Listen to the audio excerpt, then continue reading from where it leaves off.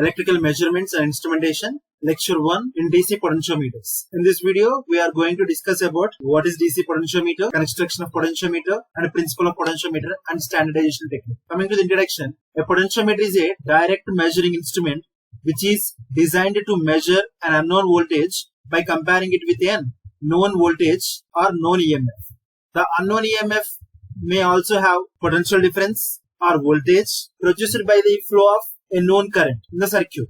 The known voltage may be supplied from a standard cell or any other reference voltage source. A potentiometer uses balance or null condition during the measurement of an unknown EMF. So, here it should be noted that in potentiometers, the measurement is done at zero deflection in galvanometer.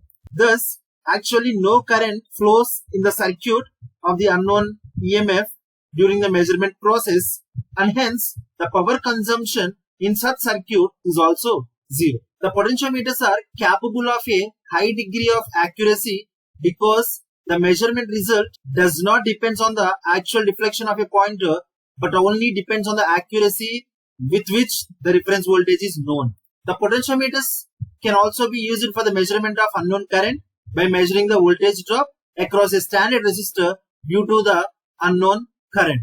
The potentiometer is extensively used for a calibration of voltmeters and ammeters and has in fact become the standard for the calibration of these instruments. For the above mentioned advantages, the potentiometer has become very important in the field of electrical measurements and calibration.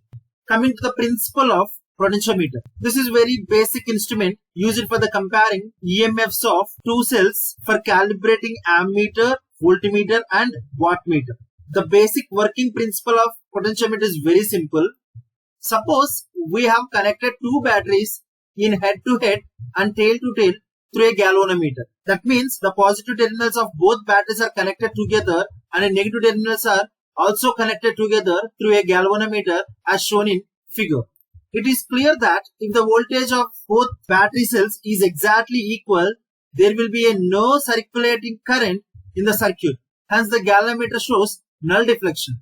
The working principle of the potentiometer depends upon this phenomena. Now, let's think about another circuit where a battery is connected across a resistor via a switch and a rheostat as shown in figure. Voltage drop calculation across the resistor. So now we have taken another circuit. Here the battery is connected across the resistor via a switch and rheostat. Here is a slide wire which is having some resistance. As there is a voltage drop across the resistor, this portion of the circuit can be considered as a voltage source for other external circuits. That means anything connected across the resistor will get voltage. When there is a resistor, when some current is flowing through this resistor, the voltage drop is nothing but the voltage across this resistor, right? That means anything connected across this resistor will get voltage. If the resistor has uniform cross-sectional area throughout its length, the electrical resistance per unit length of the resistor is also uniform throughout its length. Voltage drop per unit length of the resistor is also uniform. In the slide wire resistor, the voltage drop per unit length of the resistor is also uniform. Suppose the current flowing through the resistor is I amperes and the resistance per unit length of the resistor is R ohms. Then the voltage appear per unit length across the resistor would be I into R, current into resistor. Answer say it's a voltage. The current flowing through the resistor and the resistor value is nothing but the voltage drop across this resistor. Positive terminal of the standard cell. This is our standard cell. Positive terminal of the standard cell is connected to a point A on the sliding resistor. Negative terminal of the battery is connected with a galvanometer. The other end of the galvanometer is in contact with the resistor via a sliding contact as shown in figure. This is our sliding contact. By adjusting the sliding contact, a point like B is found where there is no current through the galvanometer. Hence the galvanometer shows zero deflection or null deflection. That means EMF of the standard cell is just balanced by the voltage drop calculation appear across AB. If the voltage in the standard cell is matches with this voltage drop in the sliding wire, then only the galvanometer shows zero deflection. According to the Kirchhoff's voltage law, sum of the voltages in a closed loop must be equal to 0. So, if the standard battery voltage is equals to the voltage drop across the sliding wire A to B, then this galvanometer shows 0 deflection. Now, if the distance between point A and B is L, capital L, then it can be written EMF of standard cell E is equals to the length from A to B, that is capital L, into voltage. E is already derived that I into R, the current flowing through the resistor, and R is the resistance per unit length. As V, that is voltage drop per unit length of the sliding wire. Here the small v is indicating voltage drop per unit length of the sliding wire is known, and L is measured from the scale attached to the resistor. The value of E, that is EMF of standard cell, can also be calculated from the above simple equation very easily. By using this equation, we calculate the EMF of the standard cell. Let's long resistance wire AB of length L, which is 6 to 10 meters. Let us assume that the specific resistance of resistance wire is high. The temperature coefficient of resistance wire must be low. Known source battery must be greater than unknown voltage. This is known battery. This is unknown battery. So, known source battery must be greater than the unknown voltage. That is one of the conditions we have to consider here. If known source battery is less than unknown voltage, then replace known battery such that known battery is greater than unknown battery. The potential gradient must be remain constant. For this, the current in the primary circuit remains constant. This is our primary circuit. This is our secondary circuit. What is meant by potential gradient? Potential difference per unit length of wire is called potential gradient. Potential difference per unit length of wire is nothing but potential gradient. So potential gradient X is equals to V is the potential difference, L is nothing but length of the wire. So V by L is volt per meter. That is our potential gradient.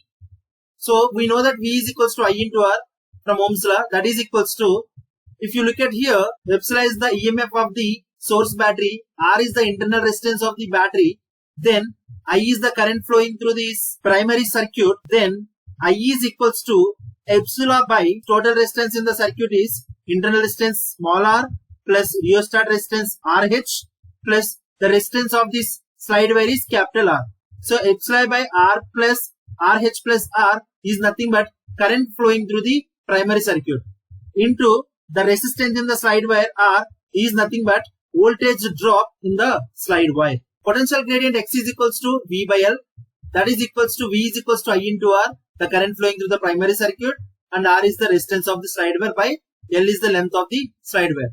That is equals to I by L. We know that R is equals to rho L by A, where rho is the specific resistance of the wire, L is the length of the resistor, and A is the area of cross section of the resistance. That is equals to, these two L's are cancelled. So potential gradient X is equals to I into rho by A. In other way, potential gradient X is equals to V by L, that is equals to IR by L. We know that I is equals to epsilon by R plus RH plus small r into R by L. The potential gradient depends on, first one, resistance per unit length, radius of the wire, that is equals to area of the wire, specific resistance rho, current flowing through the resistor I. This potential gradient is depends on all these four parameters. Potential difference between A and B will be V is equals to X into I. We know that potential gradient X is equals to V by L, volt per meter.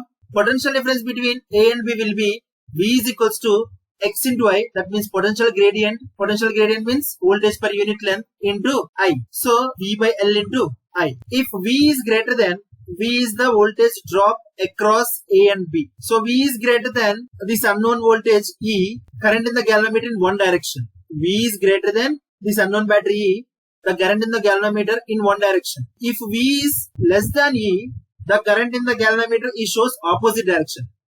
When V is equals to this unknown EMF E, Kirchhoff's voltage law is satisfied and no current will flow in the galvanometer. Therefore, unknown battery E is equals to X into I, that is equals to V by L into L. So, capital L is the total length of the wire, small l is the length of the wire from A to B. Therefore, EMF in the unknown voltage is proportional to length of the slide wire from A to B. We can calculate the unknown EMF of the cell by using this. Let's see basic potentiometer circuit. The principle of operation of all potential meters is based on the circuit or figure which shows the schematic diagram of the basic slide wire potentiometer. It is our slide wire from 0 to 250 centimeters length. This is one battery. This is standard cell, unknown voltage or unknown EMF. Rheostat is connected here and one galvanometer here.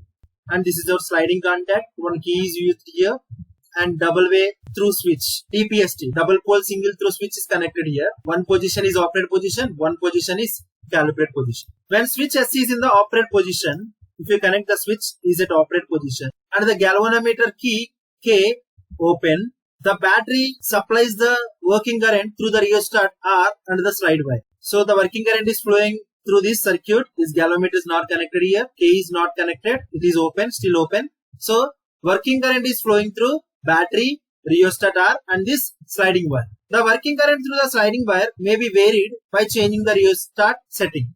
Whenever you change this rheostat, the working current is also changes. The method of measuring the unknown voltage E depends upon finding a position of the sliding contact such the galvanometer shows zero deflection, that is indicating null condition when the galvanometer key K is closed. Zero galvanometer deflection or null means that the unknown voltage E is equals to the voltage drop E1 across portion A to C of the slide wire. When you closed this key K, then some current is flowing through the circuit. So whenever you wearing the sliding contact with jockey, this galvanometer shows some deflection. By wearing the sliding contact at one position, let us assume that that position is C, the galvanometer shows zero deflection. That means the voltage across A to C, that is E1, is equals to unknown EMF E. Thus, determination of the unknown voltage now become a matter of evaluating the voltage drop E1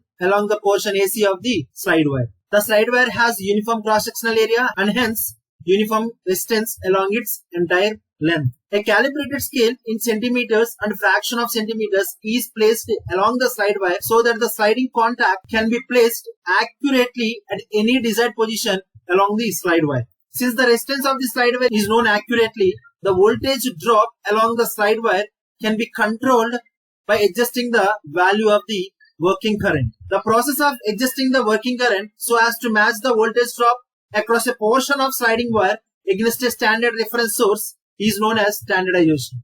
Let's see what is standardization. Standardization means the process of adjusting the working current so as to match the voltage drop across the portion of sliding wire against a standard reference source is known as standardization. The procedure of standardization of the potentiometer is illustrated by the following example. Let us take this an example here using the standard cell for standardization of the potentiometer. The slide wire of the figure as shown here having total length 200 centimeters and the resistance of 200 ohms. The EMF of the standard cell is 1.0186. Switch S is thrown to calibrate position now and the sliding contact is placed at 101.86 centimeters mark on the slide wire scale. The rheostat R is now adjusted so as to vary the working current. This adjustment is carried on till the galvanometer shows no deflection when the key K is closed. Under these conditions, the voltage drop along the 101.86 centimeter. In the standardization procedure, we are not varying the sliding wire contact. We kept the sliding wire at 101.86 centimeters and then vary this rheostat, make the galvanometer shows zero deflection. Then the voltage drop along the 101.86 centimeter portion of slide wire is equals to the standard cell voltage of the 101. Here it is wrong. Is equal to the standard cell voltage 1.0186 voltage. Since the 101.86 centimeters portion of the slide wire has a resistance of 101.86 ohms, the working current in fact has been adjusted to that value. This is the voltage and this is the resistance. We'll get 0.01 amperes, that is 10 milliamperes working current. The voltage at any point along the slide wire is proportional to the length of the slide wire. This value is obtained by converting the calibrated length into the corresponding voltage simply by placing the decimal points in the proper position. Example 153.6 centimeters, that means 1.536 voltage. If the potentiometer has been calibrated once, its working current is never changed. Coming to the constructional details of potentiometer. All the resistors in the potentiometer with the exemption of slide wires, are made up of manganese. This is because manganese has a high stability, a low temperature coefficient, and has freedom from thermoelectric effects against copper. The slide wire is usually made up of platinum silver alloy, and the sliding contact are of a copper gold silver alloy. This combination of materials of slide wire and sliding contact results in a good contact, freedom from thermoelectrical EMFs, and minimum wear of slide wire. The current controlling rheostat is usually a combination of a stud dial and a multi-turn slide wire. Rather than long sliding wire, we are using stud dials and multi-turn slide wire. It is very important that internal thermoelectric EMFs in a potentiometer are minimum. The use of manganese resistors helps in this direction. It is desirable that all the parts works at the same temperature. Therefore, all the parts are covered in a single case. This has the added advantage of protecting the contacts from fumes and dust, which may cause corrosion and appearance of voltaic EMFs at the joints. Potentiometers designed specially for thermocouple measurements have copper terminals. In order to prevent leakages, all the parts must be enclosed so as to protect them from moisture. The working parts are normally mounted on ebonite or kerament panels. Thank you.